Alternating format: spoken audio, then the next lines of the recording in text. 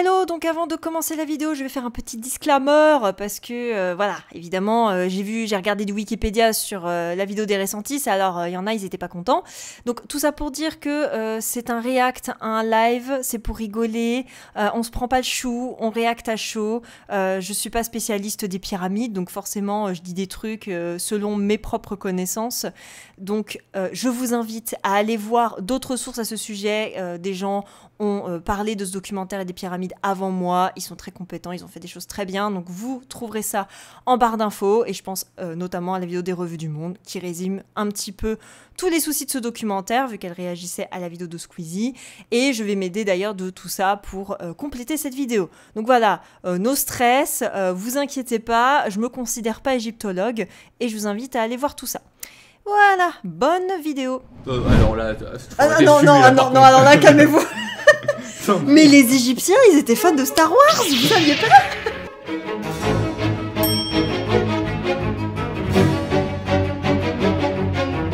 On va enfin faire le react. Et comme je suis pas toute seule ce soir, je me suis dit qu'on serait deux à réagir, ça serait plus rigolo. Donc ce soir, je voulais évidemment réagir au fameux documentaire La révélation des pyramides, qui a causé moult problèmes à ce coup. Je l'ai jamais vu ce documentaire, ou alors j'ai dû le voir il y a très longtemps sur Arte. Je veux voir ce qu'ils disent, enfin comprendre pourquoi c'est autant une catastrophe. Dans la grande pyramide de Gizeh. Jusqu'au jour où je découvris que des faits inexpliqués restaient ignorés par l'égyptologie. Alors j'ai enquêté, sans a priori ni préjugés. Et sans connaissance, bien sûr. Sans a priori, sans préjugés et sans connaissance. Nous allons entreprendre ensemble un très grand voyage dans lequel je vais sérieusement mettre à mal l'histoire de l'Égypte ancienne. J'ai mal pour les égyptologues, hein, vraiment. Large d'1 mètre et long d'une centaine de mètres, traverse la maçonnerie pour s'enfoncer avec une stupéfiante précision dans la roche, et au bout duquel ils ont réalisé la chambre basse. Ce qui surprend Pierluigi Copat, un architecte qui a entre autres collaboré à la construction de la Potsdamer Platz de Berlin. Le rapport! Mais c'est pas la même chose. Pourquoi ils comparent deux architectures totalement différentes? Et c'est toujours l'argument de, encore une fois, les Égyptiens sont sûrement trop cons pour avoir fait ça, en fait. Ils ont d'abord totalement rasé une colline et laissé un pivot géant au centre. Autour de ce pivot, ils ont sculpté la roche pour y encastrer ces blocs de dallage aux formes étranges, pesant chacun en moyenne le poids d'une grosse berline sur une surface de presque 60 000 m². En général, les théories de construction négligent ce premier chantier pourtant colossal. Les bâtisseurs ont transporté sur 900 km près de 130 dalles de granit de 12 à 70 tonnes chacune et les ont hissées jusqu'à 70 mètres au-dessus du sol, chose qui serait encore difficilement réalisable actuellement. Non. Donc, pourquoi ce serait difficilement réalisable? Avec la machinerie qu'on a actuellement, on te le fait en 2 secondes, quoi. Enfin, d'une grosse berline et le tout a été assemblé avec une... Il aime bien la grosse berline, il aime bien comparer avec la grosse berline. Parce que, en fait, j'ai l'impression qu'ils vont jamais donner trop des vrais chiffres. On est décalé du nord que de seulement 5 centièmes de degré. 4500 ans plus tard, au XVIIe siècle, on était 5 fois moins précis. Moi j'aurais quand même un truc, c'est genre, est-ce que vraiment les architectes, quand ils construisent ce genre de bâtiment, est-ce qu'ils en ont vraiment quelque chose à foutre de ce genre de choses? C'est surtout qu'un truc qu'il faut que je vérifie là. Pyramide de Gizeh.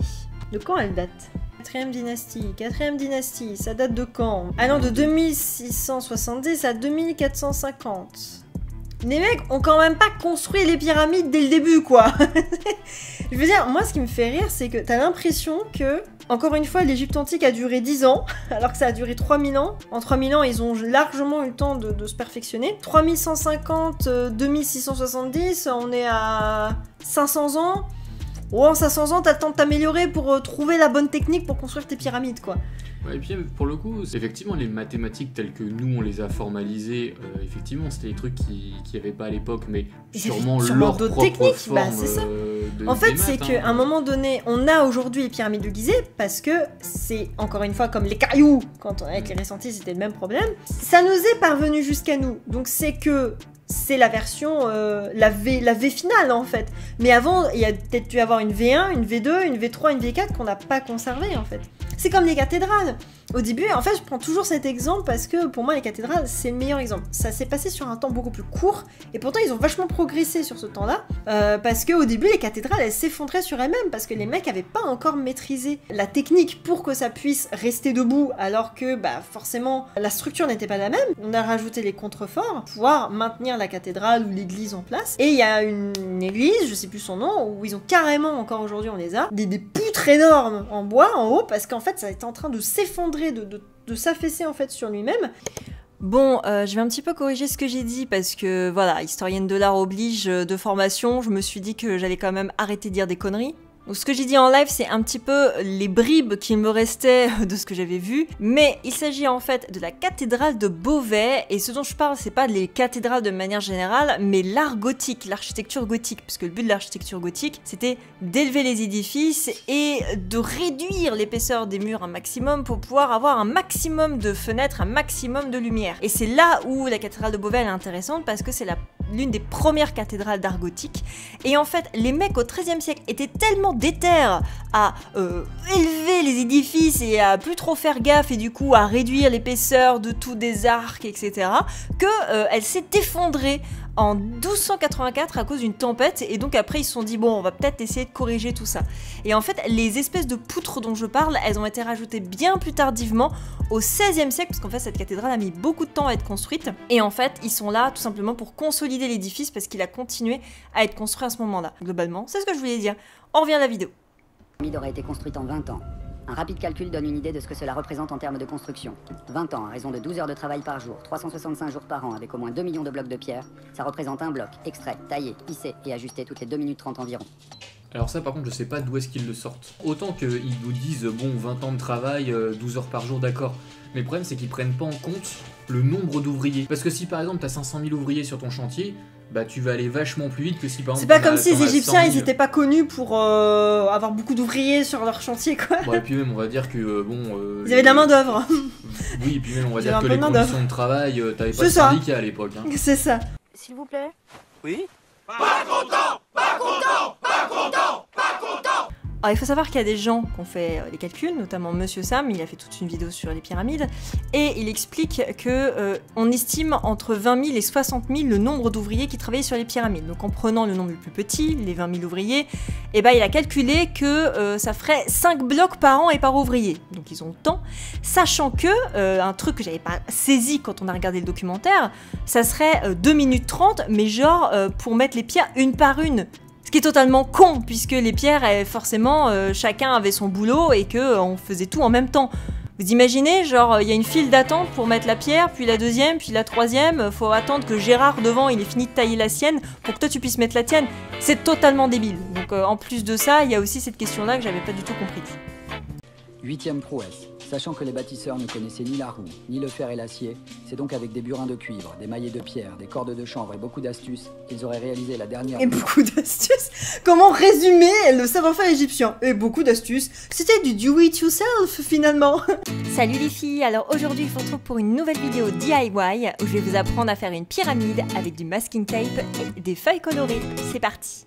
Il y a environ 47 siècles, alors que le reste de la planète se promène encore vêtu de peau de bête, les bêtes...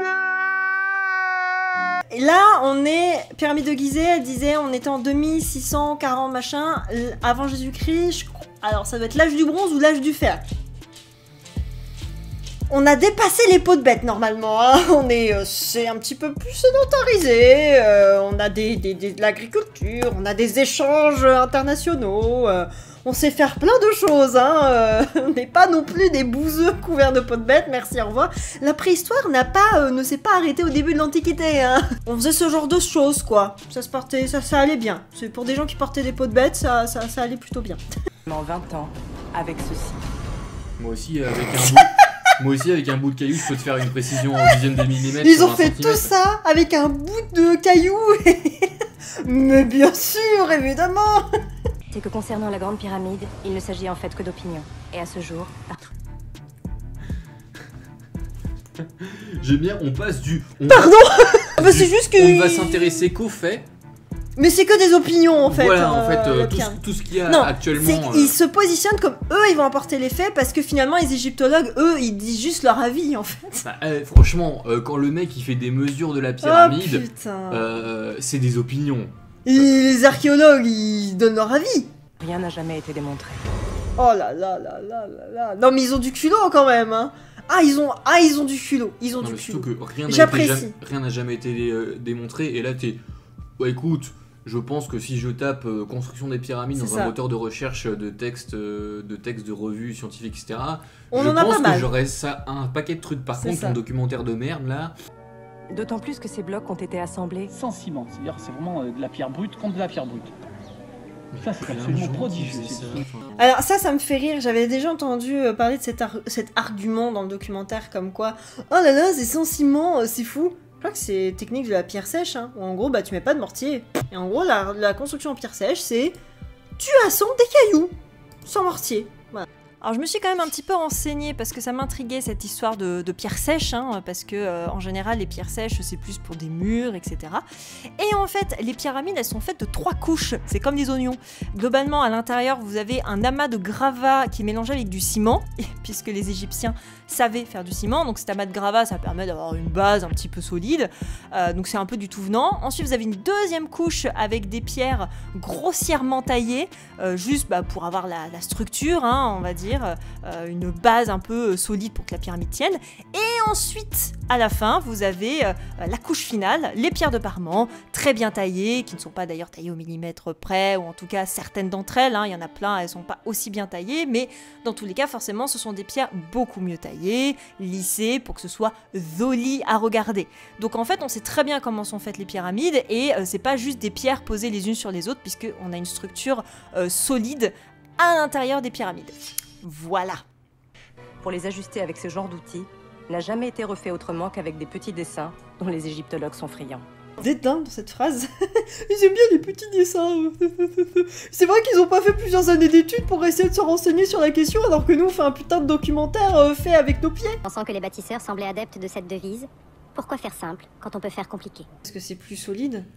Franchement, si on arrêtait de construire des trucs parce qu'on peut faire plus simple, et ben on serait pas emmerdé à faire la tour Eiffel, on serait pas emmerdé à faire les arcs de Triomphe. Je crois qu'ils ont pas compris non plus que on n'est pas dans la tête des Égyptiens et que nous par exemple on se fait chier à faire certains trucs pour se la péter. Bah eux c'était pareil.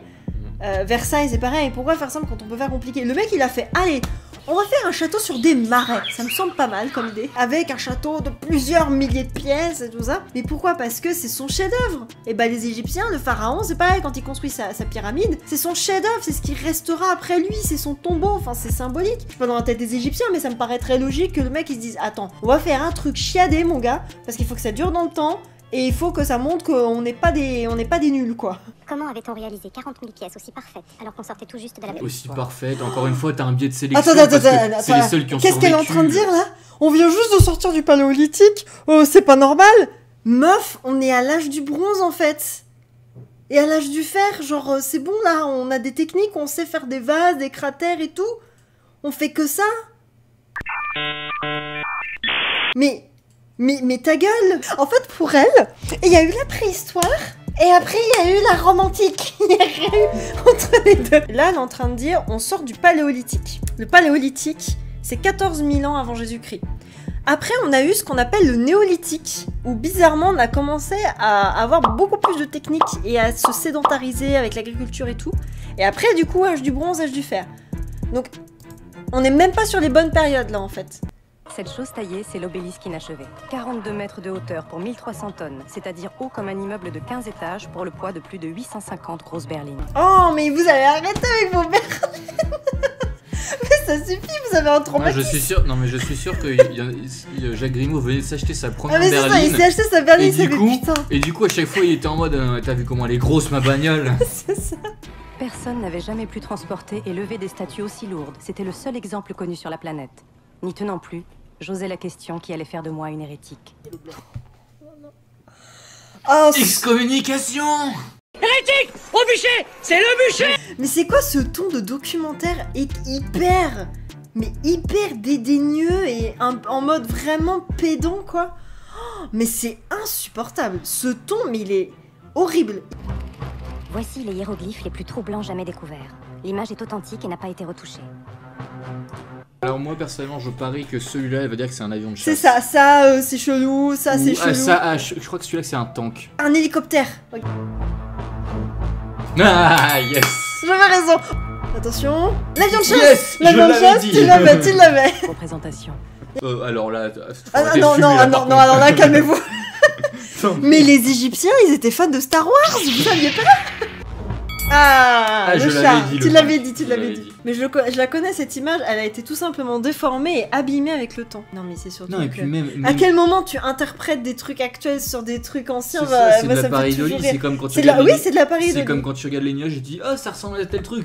On voit rarement ces objets dans les livres, et pour cause. Celui-là, il est au Muséum du Caire. C'est en vase à fleur de lotus. Non, je me souviens pas, non. Vous vous souvenez pas Je me souviens pas. Il dérange? Oh mon dieu, elle a dit qu'elle se souvenait pas. C'est bizarre. Non, mais c'est ça, elle a le droit de pas se souvenir d'absolument Elle tout ce qu'il y connaît a dans pas les tous les... Mais c'est collections, ça, elle quoi. connaît pas tous les... Déjà, si elle connaît les collections du Louvre, elle est balèze, hein, parce qu'il y en a un bon paquet. Tout comme des centaines d'autres experts, voici l'opinion d'Arlan Andrews, scientifique reconverti dans l'ingénierie de pointe depuis plus de 40 ans. Ils peuvent penser à une sculpture ou un totem religieux, là où un ingénieur ou un scientifique pourrait reconnaître une pièce de machine. Non, mais. Et ce qui me fait rire, c'est qu'il dit ça parce qu'ils savent aussi très bien que nous, on va voir une forme d'hélice, parce que ça ressemble effectivement à une forme d'hélice. Mais c'est pas pour ça que c'est une pièce de machine. Je demande simplement aux archéologues, s'il vous plaît, laissez les ingénieurs, les scientifiques venir pour vous aider à comprendre les fonctions de ces objets. Ils n'ont rien à foutre. Enfin, c'est juste de dire, c'est comme si toi, on te faisait la proposition inverse. Mm. Non, mais viens, invite un C'est ça. archéologue à t'expliquer comment ta machine elle devrait fonctionner. C'est ça. C'est pas leur boulot. Que éventuellement des archéologues viennent poser des questions aux mécaniciens, etc. pour dire ah bah est-ce que tu pourrais éventuellement nous. Parce qu'il y a des mécanismes que les archéologues sont pas forcément les plus adaptés à déchiffrer.